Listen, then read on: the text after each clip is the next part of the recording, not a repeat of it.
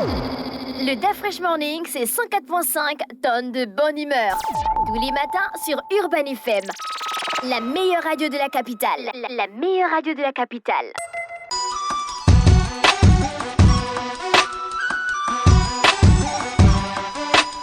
Vous êtes sur les 104.5 Urban FM, la station Urban avec Jean-Paul. Jean-Paul, bonjour. Bonjour, la fraîche. Comment tu vas ce matin? Ça va. C'est le week-end. Tranquille. D'accord, tu as fait quoi d'exceptionnel ce week-end? Oh non, ce week-end, je n'ai pas fait grand-chose Tu es d'exceptionnel. un être humain, comment tu ne fais pas grand-chose Non, c'est parce que bon... En fait, tous les week-ends, tu vis la même vie, en fait. Non, je ne vis pas la même vie. C'est-à-dire Tu es dans une routine. Non, moi je suis au quartier. Déjà, on est un peu dans le recueillement à la suite du décès de l'ancienne internationale Cesardo Marcolino, auquel je rends hommage ici encore une fois de plus. Et puis donc, on est un peu dans une espèce de retenue. Donc, on est un peu posé. On attend évidemment de lui rendre un dernier hommage.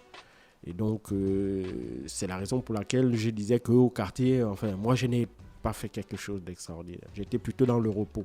Et puis bon, comme les enfants aussi sont en vacances de fin de trimestre, je crois, donc c'était l'occasion pour véritablement souffler. D'accord. Ce matin, l'actualité internationale nous emmène où? Elle nous emmène au Cameroun. On va revenir sur les conclusions de la 15e session ordinaire de la conférence des chefs d'État de la CEMAC.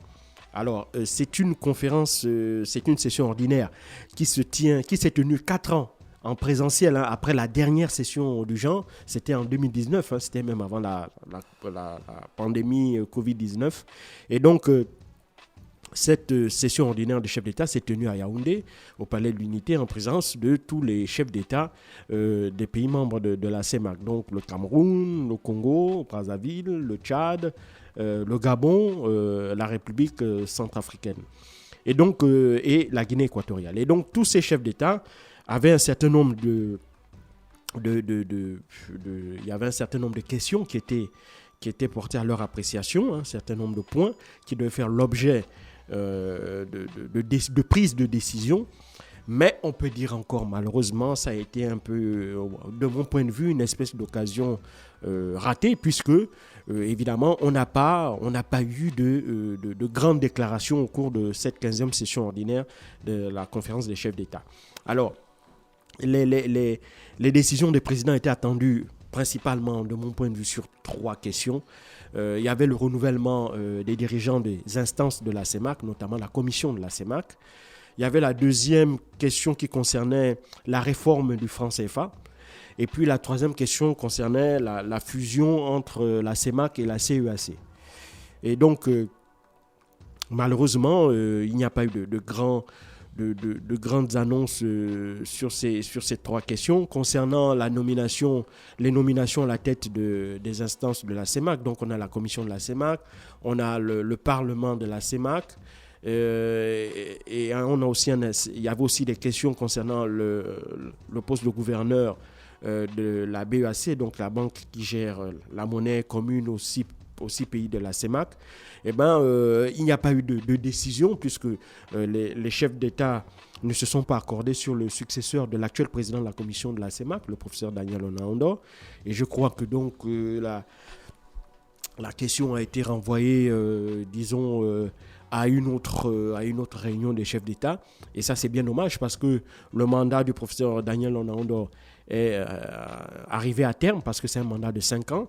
Et donc, le fait que les présidents ne s'accordent pas pour trouver un successeur au professeur Daniel Onaondo, même s'il y avait un certain nombre de bruits de couloir qui disaient que ce serait certainement un Équato-Guinéen qui devrait le remplacer. Mais bon, évidemment, on n'a rien d'officiel n'ayant filtré. Et donc, on reste un peu dans le statu quo sur cette question-là. Alors, la deuxième question concernant la réforme du franc CFA, il faut savoir qu'elle est sur la table des chefs d'État depuis 2019. C'est depuis 2019 où, à la suite d'une montée de plus en plus forte des opinions publiques contre l'utilisation de cette monnaie-là commune aux 6 pays de la CEMAC. C'est à l'image de la monnaie qui est commune aussi aux 6 pays, aux anciennes colonies francophones d'Afrique de l'Ouest. Et donc, il s'agissait pour les chefs d'État et de gouvernement, enfin des chefs d'État, de voir dans quelle mesure est-ce que l'on pouvait apporter des réformes justement à à cette monnaie-là, le franc CFA. Alors, officiellement, il n'y a évidemment rien filtré non plus, puisque rien n'a été décidé. Tout au plus, il faut savoir qu'en 2022, il y avait eu, en septembre dernier, il y avait eu des états généraux de la CEMAC, au cours desquels il avait un certain nombre de questions relatives justement à la réforme du franc CFA là, et on se acheminait notamment vers un certain nombre de réformes qui malheureusement n'ont pas pu être rendues publiques. Elles ont été présentées aux chefs d'État, mais évidemment les chefs d'État ont donc décidé de ne rien décider, s'il faut parler ainsi. Et donc, tout au plus, les chefs d'État ont décidé d'élargir la réflexion parce que la réflexion se faisait concomitamment entre les experts de la BEAC, la Banque des États de l'Afrique centrale, et ceux de la Commission économique et monétaire de l'Afrique centrale, donc la CEMAC. Tout au plus, les chefs d'État ont décidé d'élargir la réflexion, cette fois-ci au ministre des Finances des pays membres de la CEMAC, pour voir dans quelle mesure est-ce que ces réformes pourraient avoir lieu. Mais selon un journal panafricain, il semblerait que ces États généraux de l'Afrique centrale là, avaient en fait, en réalité, fait 3 propositions. Il y avait une première proposition concernant les réformes donc, du franc CFA. Concernant la première chose, c'était le changement de dénomination du franc CFA. Tu trouvais un autre nom. La deuxième proposition, évidemment, donc ce que je dis, c'est le journal, c'est un journal qui le dit, mais il n'y a rien d'officiel en la matière. Il y a eu un rapport confidentiel qui avait été remis au chef d'État. Et donc, ce journal-là a estimé qu'elle avait pu prendre possession du contenu de ce rapport confidentiel dans lequel il y avait donc 3 points en termes de réforme du franc CFA. Donc, il y avait le changement des dénominations. La deuxième chose, c'était le rapatriement des comptes d'opération qui étaient des pays de la CEMAC qui sont au niveau du Trésor français, le rapatriement de ces comptes d'opération-là vers les comptes de la Banque des États de l'Afrique centrale. Et puis, la troisième chose, c'est évidemment le fait de sortir des instances dirigeantes aussi bien de la BEAC, de la BDAC que de la COBAC, la Commission bancaire d'Afrique centrale, des représentants de l'État français. Donc ce sont ces 3 mesures-là qui, semblerait-il, selon ce magazine-là, ce sont ces 3 propositions-là qui auraient été faites au chef d'État au cours de cette 15e session ordinaire de la conférence des chefs d'État de la CEMAC. Alors si c'est vraiment ces 3 points-là qui ont été proposés aux chefs d'État, je comprends aussi pourquoi les chefs d'État l'ont refusé, parce qu'évidemment, il ne s'agit pas de vraies réformes.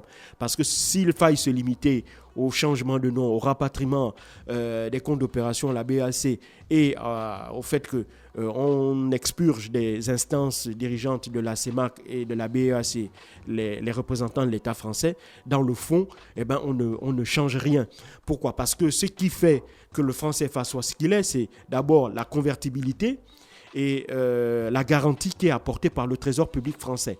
Donc c'est cette garantie et cette convertibilité donc, et aussi cet arrimage de manière fixe du franc CFA à l'euro sous garantie bien entendu du Trésor public français, qui fait que le franc CFA soit la monnaie qui soit décriée par les élites africaines et les opinions publiques maintenant. Et donc ne pas s'attaquer à cette question-là, cette question de la garantie et de la convertibilité, ce n'est absolument rien résoudre. C'est comme si on fait des modifications de façade, mais dans le fond, le franc CFA restera toujours une monnaie contrôlée et assujettie par la France. Et donc, ça ne changerait rien.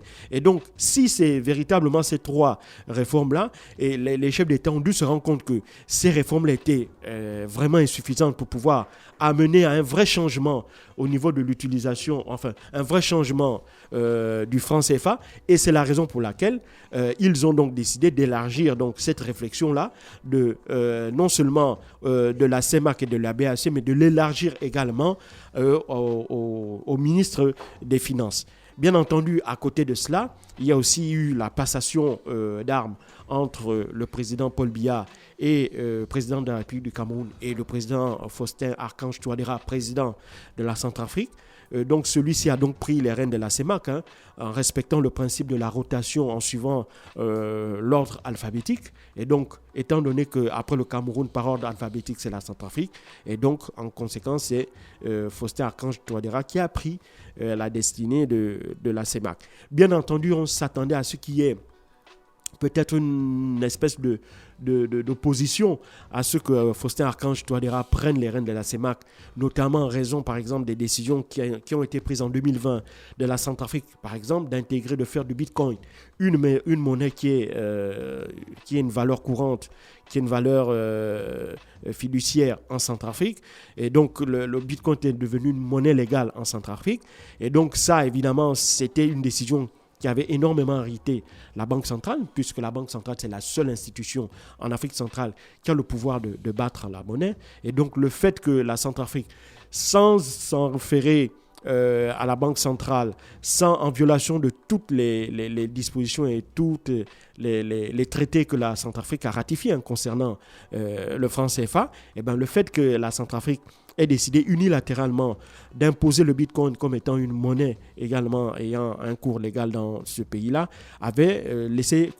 nous avait laissé croire qu'au cours de cet échange-là, il aurait du moins, au niveau des dirigeants de la BAC, une espèce de réserve vis-à-vis de la décision de la nomination, enfin de l'élection de Faustin Archange Touadéra par ses pairs en tant que président de la CEMAC. Il n'en a rien été. Je crois même que cette question-là n'a pas été étudiée, enfin, n'a pas fait l'objet de discussions dans le fond. Et donc, je crois que les chefs d'État ont, pour ne pas ajouter de la crise dans la crise, puisque la CEMAC a traversé quand même depuis la Covid-19 et les effets liés à la guerre en Ukraine, une deuxième crise. Il ne fallait pas ajouter une crise institutionnelle dans cette crise déjà qui était conjoncturelle. Et donc, je crois que les chefs d'État ont donc décidé à l'unanimité de faire de Faustin Archange Touadéra le nouveau président de la CEMAC. Et ce sera la Centrafrique, notamment à sa capitale Bangui, d'accueillir la prochaine session ordinaire de conférence des chefs d'État de la CEMAC. Voilà ce qu'on peut retenir de cette rencontre de Yaoundé. Merci Jean-Paul avec nous ce matin sur les 104.5 Urban FM, la station urbaine dans l'UDA Fresh Morning. Jean-Paul revenait sur l'actualité internationale. Restez connectés, on se retrouve juste derrière. Le Da Fresh Morning, c'est 104.5 tonnes de bonne humeur. Tous les matins sur Urban FM. La meilleure radio de la capitale. La meilleure radio de la capitale.